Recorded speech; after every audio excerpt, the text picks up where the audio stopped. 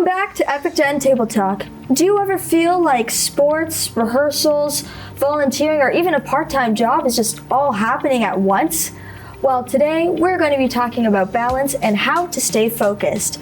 We've got tips from a teacher, and later we'll hear from a young performer who is balancing school and the stage.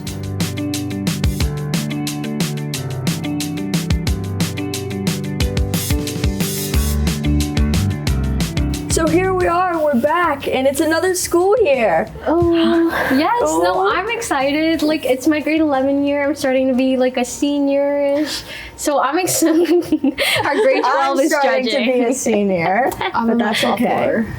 Sophomore slump is real, guys. Back to school for most of us, like us, means going back to extracurricular activities. What are some challenges that you guys find when balancing school and just other stuff in your everyday life? I feel like I mainly struggle with the fact that, like, I'm doing a lot this year. I have musical theater, like 50 different clubs, and I have a part-time job now. So that's all after school. And sometimes I don't get home until like 7. So just trying to like find time to study and do my homework and stuff. That's a pretty good strategy. For me, I'm on student council. I'm part of Riveters. I help out and I volunteer every weekend. And then, of course, I have Table Talk, my favorite. And I think this year, I'm just learning to take time for myself on top of all those things, because I think I get really stressed when I'm doing all those things without any breaks. Yeah, for me, I do a lot of music stuff, so I have my own side gigs, and sometimes I have gigs with bands, so I need to rehearse with the band and then prepare set lists. So much stuff with music, and I'm going to try to further my career this year. So there's a lot of stuff to do, and I have so many pots boiling, but nothing's really being cooked right now, and nothing's on the back burner either. So my challenge is trying to figure out what to do with all these boiling pots. Yeah, I can never focus. All my pots are burnt because my my full-time job is spacing out. What do you guys use as like a strategy or a technique to help balance all this stuff? For me, I really like staying organized. So if I was like you guys, I would have every boiling pot checked off on a list. I'd have a little calendar for what I'm cooking on those pots. I'm really, really organized. Like, I have all my binders, I have a calendar, I have a little daily planner. If I don't stay organized, I go a little crazy. And I think that staying organized with all those different tools helps me keep life in balance. Personally, I am the complete opposite. I am very unorganized. It is like the second month of school, my papers are all everywhere. So my biggest thing is mainly setting like reminders. So on my phone, I'll set a notification reminder. Like every morning, I have a reminder set to charge my laptop because I can't even remember to do that in the morning. So yeah, just basically reminders is what reminds me to do stuff. I really have a strategy. Like I said, I have a bunch of boiling pots. I don't really have a strategy right now, but my plan is to start somewhere. I gotta start something and put something on the back burner. I can't be doing everything at once. When we come back, we'll be joined by a teacher who will share some practical tips on how to stay focused and study smarter.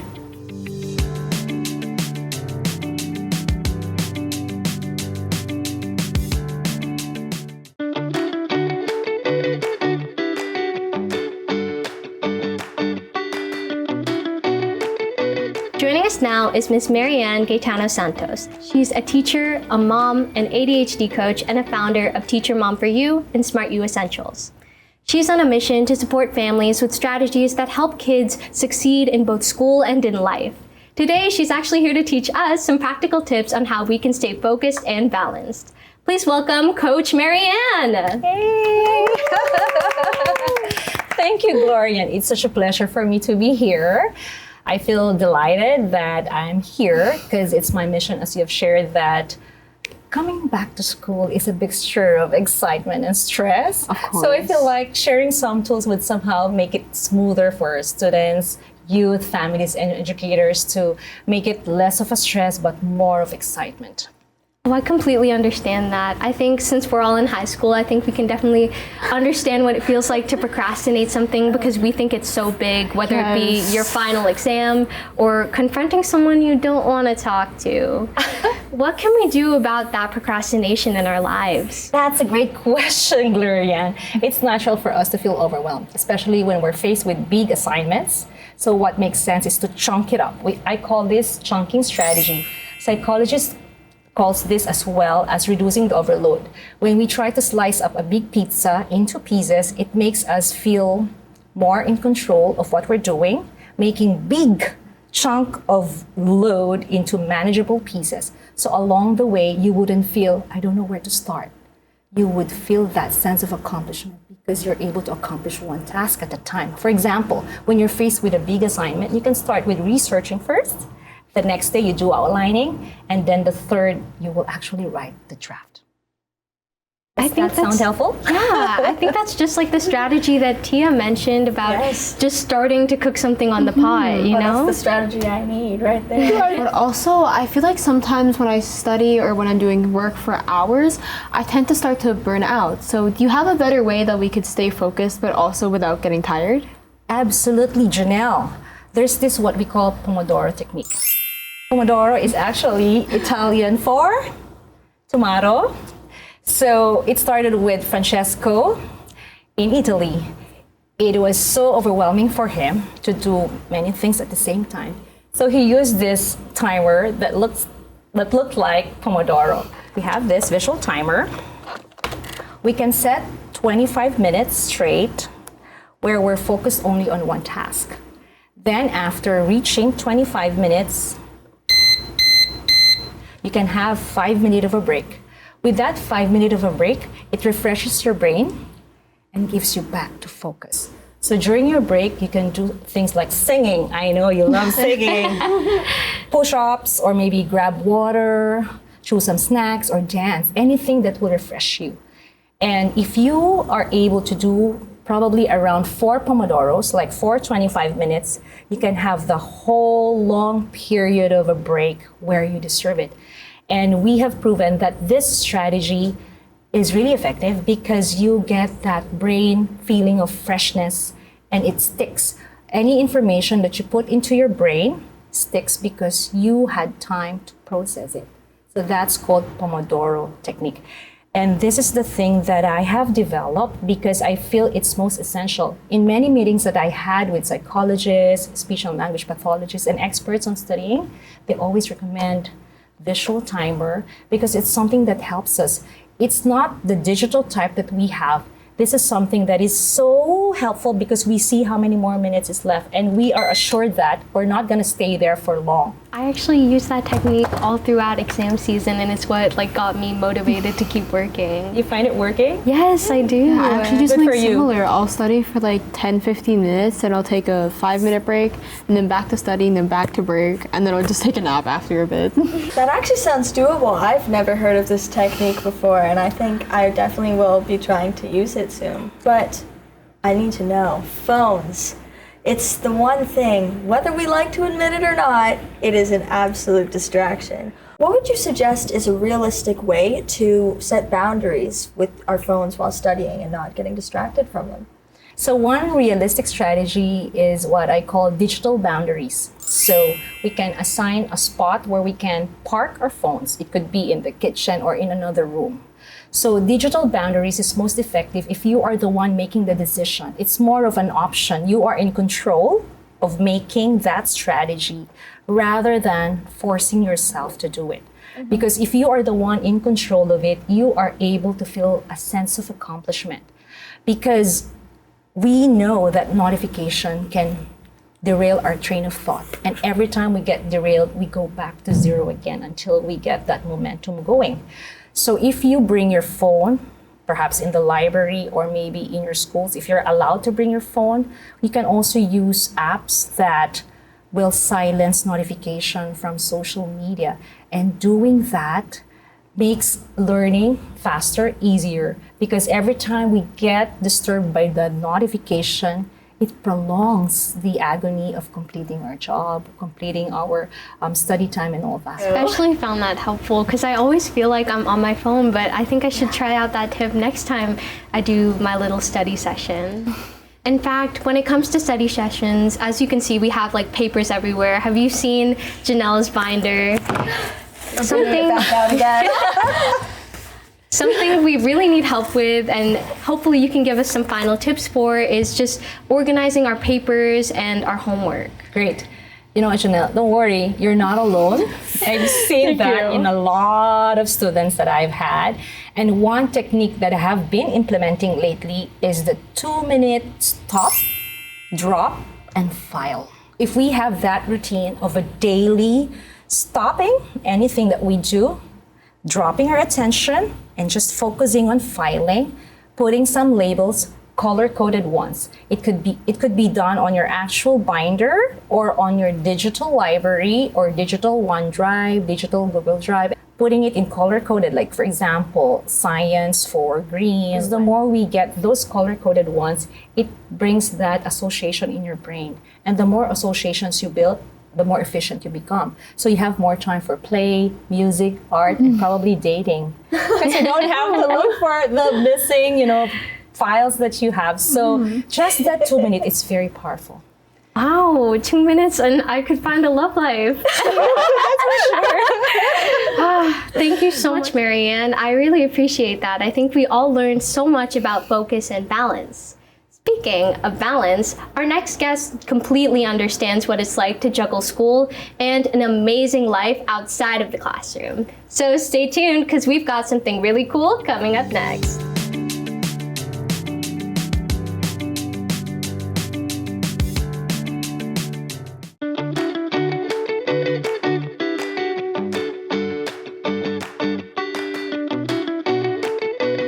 Our next guest is a rising young talent who made his debut on Mervish Productions as Young Simba in The Lion King. He has also been in other musicals like Matilda, Aladdin, and Tuck Everlasting. So, please welcome Ira Nabong. So, Ira, playing Young Simba is a huge role to play. So, I just have to ask you, what did it feel like to step on that stage for the very first time? Stepping on the stage for the first time, that was a long time ago, but no, I remember being like very excited. No, I was also nervous because that stage is like giant. Of course. And, I got to experience that with my fellow Cubs. The directors were there too. And they brought on like huge set pieces like Eggy, and we got to go on them. And no, it was super fun. It's a memory that I'll remember forever.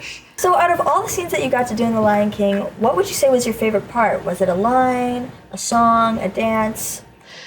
My favorite part is definitely Hakuna Matata because I get to sing and dance with like the funniest characters, Timon and Pumbaa. And I think it's like the most iconic song in The Lion King. So many people sing it.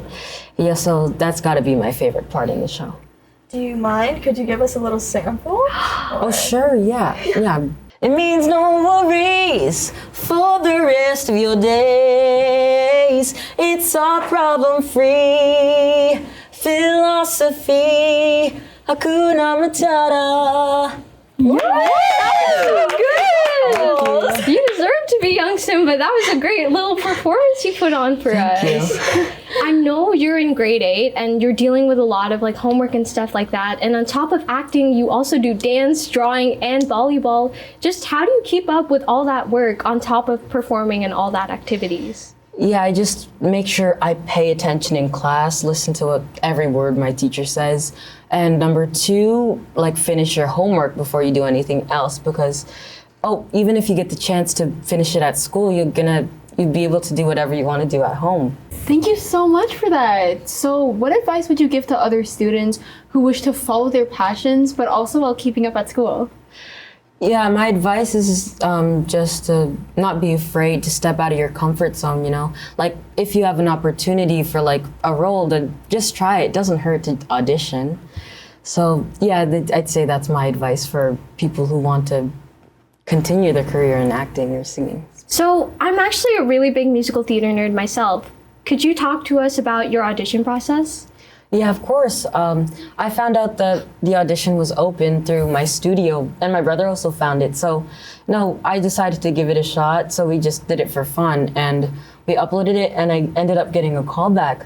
So I went to the callback. There were like multiple people, and I was like intimidated. But I use these skills that I like use every time. So I like use like breathing exercises and stuff. So that's what helped me. That's what helps me center myself, and so I don't get intimidated by other people singing or acting. Also, I know you've been in other musicals, and I've heard you were going to be in Newsies. We started like 3 weeks ago. Yeah, I play Finch in the musical, and we've learned like 2 of the big numbers. We're learning one in like 2 days. It's called Seize the Day, and I love that song. I really love Newsies because I get to dance a lot. I also get to sing a lot, although it's very tiring. Have you happened to learn King of New York yet? Yeah, I did learn King of New York. That rehearsal was like, we had like a 7-hour rehearsal for that song. So tap for 7 hours. I had to be in my tap shoes, and my feet hurt so much after that rehearsal. But I'm sure it'll all be worth it once the production is. Yeah, I'm super excited to perform it. Thank you so much, Ira. That was really inspiring. No problem. And before we give our viewers a special treat, we just wanted to thank our special guest from today and you for watching.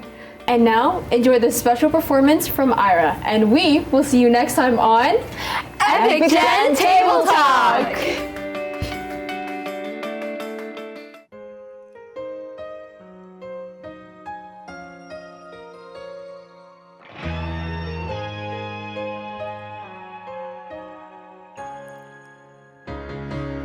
Again you're gone, off on a different path than mine.